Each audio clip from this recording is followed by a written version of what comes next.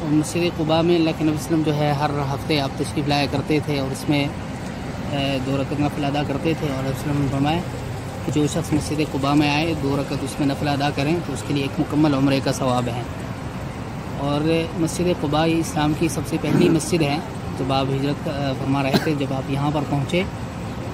تو پھر آپ نے مسجد قباء کی آپ نے یہاں پر بنیاد رکھی، 4 دن تک آپ نے یہاں پر قیام فرمایا، پیر، منگل، بدھ اور جمعرات، اور اسی دوران آپ نے مسجد قباء کی بنیاد رکھی، اور پھر اس کے بعد جمعے کے دن آپ یہاں سے چلے اور مسجد نبوی میں پہنچے، اور وہاں پر جو ہے آپ نے مسجد نبوی کی بنیاد رکھی،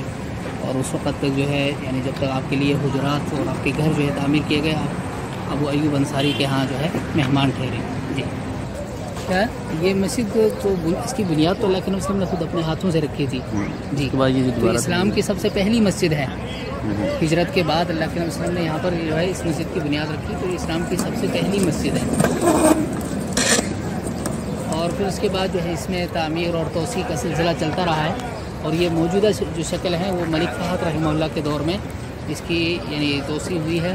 اور اس کی نئی تعمیر جو ہے وہ ملک فہد کے دور میں ہوئی ہے۔